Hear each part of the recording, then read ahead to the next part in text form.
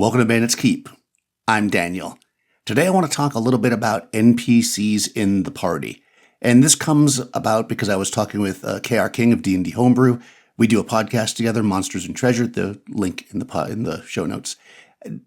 This wasn't recorded, so I figured I'd talk about it here, since sometimes we forget to hit record. But in any case, we were talking about the idea of, we were kind of talking about some horror stories that people talk about that we know that were in horror stories that were in games where the DM, let's, for instance, put a NPC in the party that was 2-3 levels higher than the party and kind of did everything, right? Sometimes people refer to that as DMPC, right? They had a lot of skills, they solved problems, they were the toughest fighter, and, the players are like, huh? Right? And we were just discussing that and the idea of KR had just joined my game for a few sessions, and his character, he was basically playing an NPC that I had been running. And we mentioned something, and I was like, oh, yeah, I forgot about that. And, these things can slip through your fingers, how we run NPCs. So I kind of want to talk a little bit about the types of NPCs, hirelings, etc., kind of the way I wouldn't do it, the way I would do it, and sometimes the way I do it, which isn't the best. And let's just talk about it here.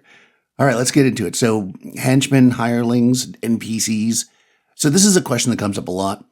When you are running an old school game, it's often said that the party should reinforce themselves with hirelings and henchmen. And these terms are often used interchangeably, depending on the system you use and how you handle all this.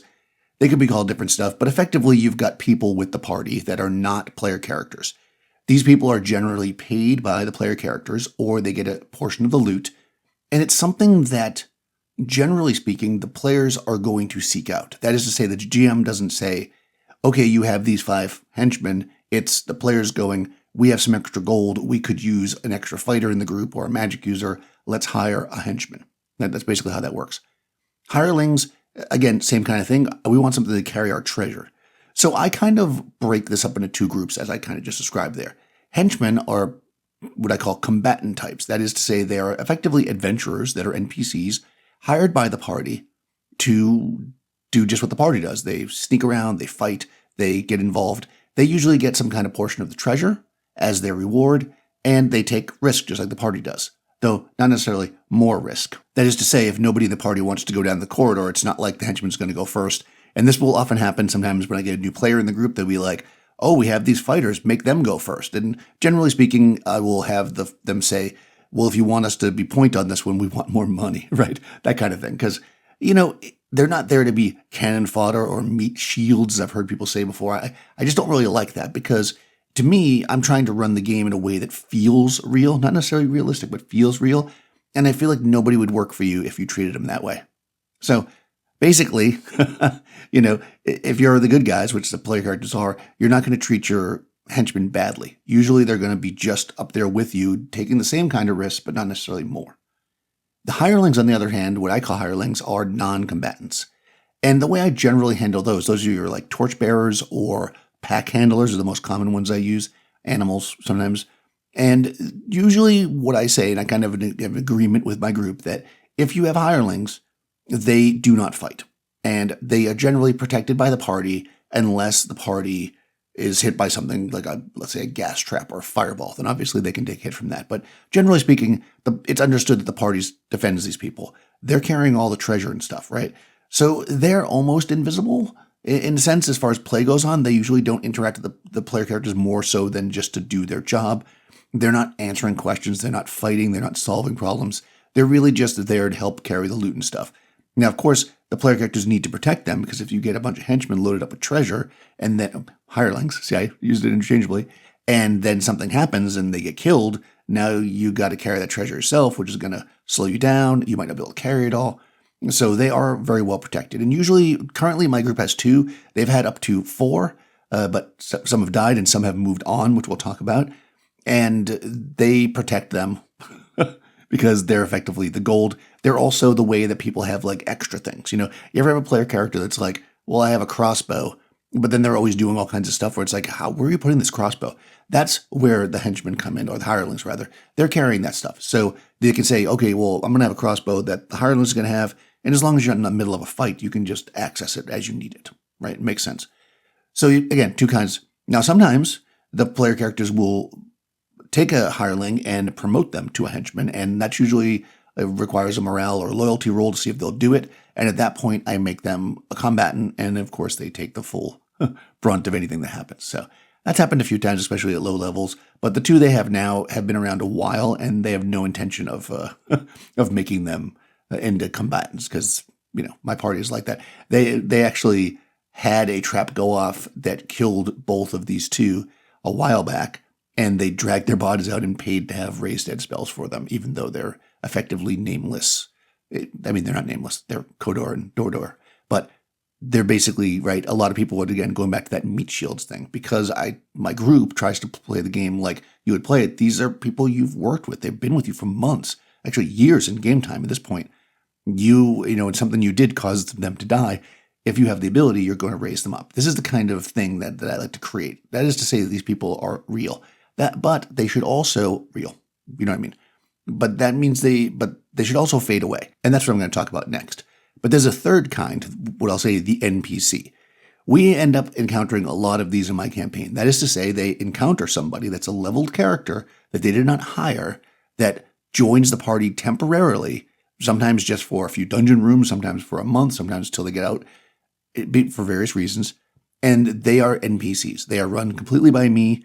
I guess I'll roll back to say I generally let the players run their henchmen unless they have them do something silly. Like, I'm going to have my henchman run forward and do the trap. Then I'll roll a loyalty check. And again, I'll take over for a second and be like, well, they'll do it, but only with this.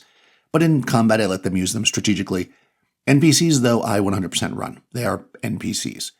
So the party actually does have one NPC that's often with them. They are but we'll talk about this in a second. They're kind of a low level, well, they're much lower level than the party, and they are a companion, we'll call them. They occasionally get into fights, but very rarely, and they're more there because they have other skills. So the party likes them, such as how it is.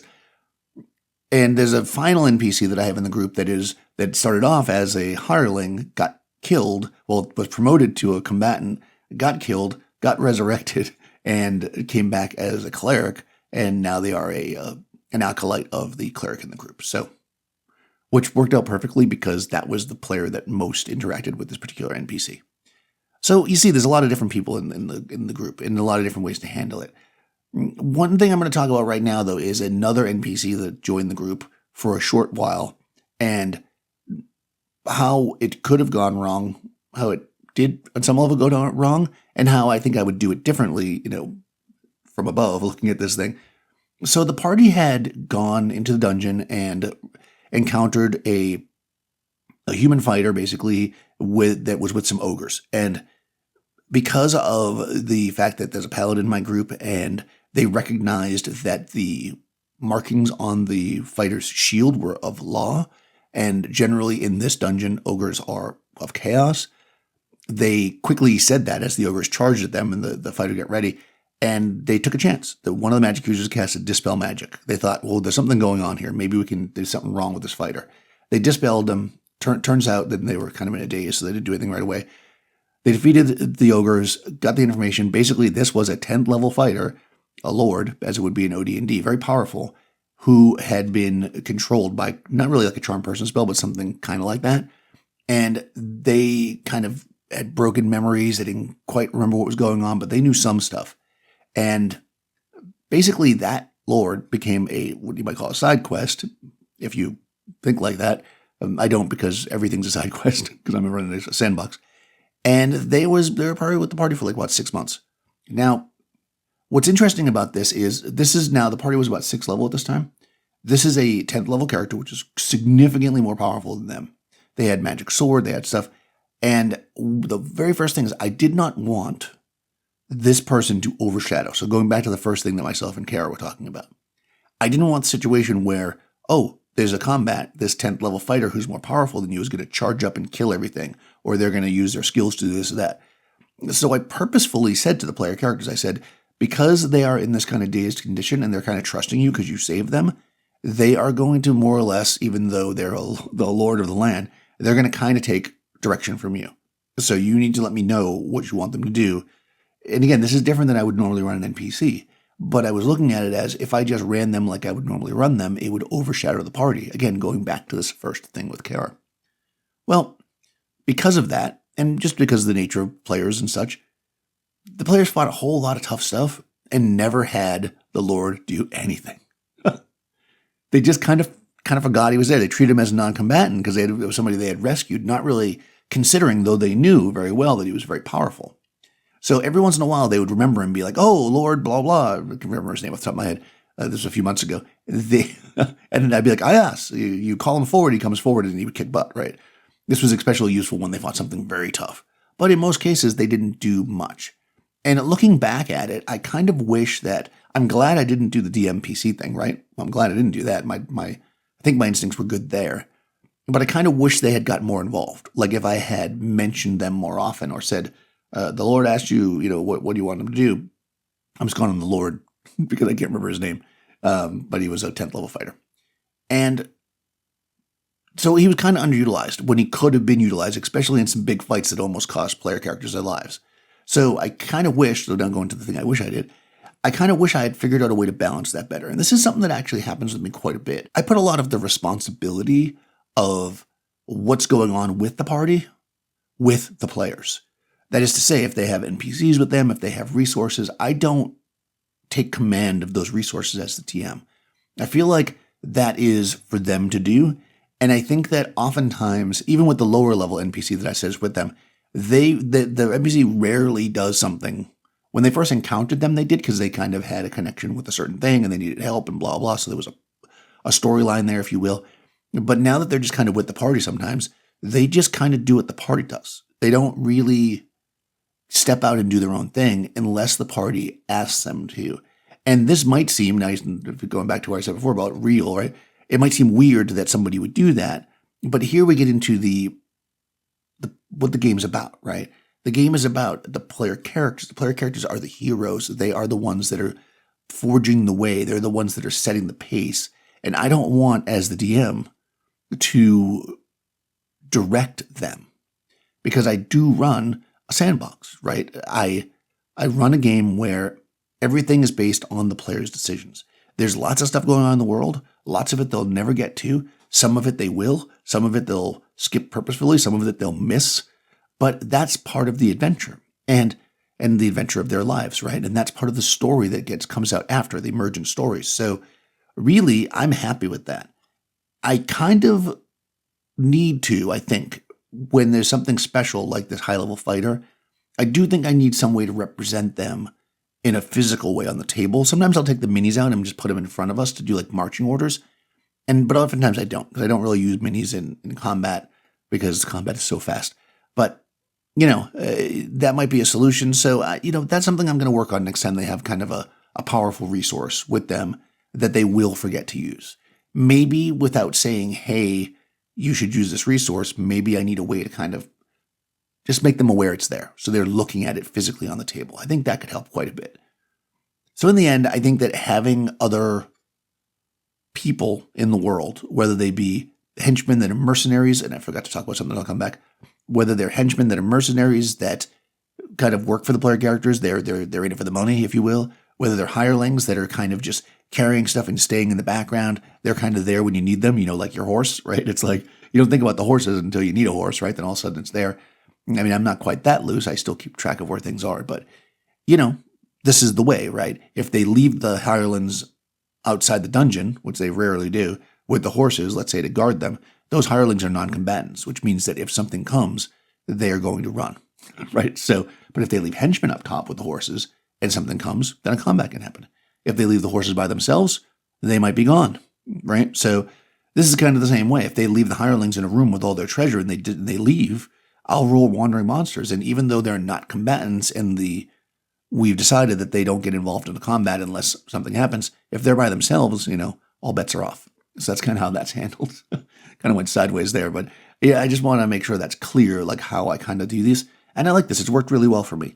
It allows me to not worry too much about the hirelings unless there's a situation where it will affect them, things that do area effects or traps. It allows the player characters to control extra pieces on the board, if you will, by having henchmen. And it allows NPCs in the party to add some flavor and a voice of the world, right? If the player's characters are in a new place they've never been before, the NPC knows that place, and the player characters can talk to them and ask them questions. And sometimes they will just, if it makes sense, just say something, And that's basically it. I think that they're useful to have in the game. Oh, that's the thing I almost forgot. So after every kind of chunk of an adventure, I kind of play it by ear. I don't have a very set way of doing it. But effectively, when they go back in town for an extended period of time to spend their gold and to get settled in, I make a loyalty roll for the hirelings and the henchmen. And depending on what happened, how they were treated, that loyalty score can go up and down. There's loyalty scores in OD&D. And if they succeed, they will stay, assuming the party wants them. If they don't, then they move on, and that's fine. And sometimes later on, I've had them actually rehire somebody who came back. They went back to a similar town, they looked for that person, and I made another reaction roll, and they rejoined the party. No hard feelings, people are in it for the money, right? That's how these henchmen work. So I think that that's actually really useful too. Don't consider anything you add to the party to be permanent unless it's the player, right? The player characters will always be part of the party. The hirelings, the henchmen, the NPCs can come and go. And certainly don't, in my opinion, although we'll see if somebody says in the comments otherwise, don't put a high-level NPC with the party and have them lead the way. Because I think that takes a lot away from the player characters. And even if they only do it once or twice in a session, it will feel like they're always doing it. Because the game is about the player character's story, no matter who they are. Even if they're a lowly character and they've got a high-level character in the group, it's still their story. Okay, so let me know what you think in the comments below. Check the description. There'll be a link to the Monsters and Treasure podcast. If you're not following that with me and KR, we have a lot of fun with that one. Comes out weekly on all the podcasts. And I'll talk to you soon.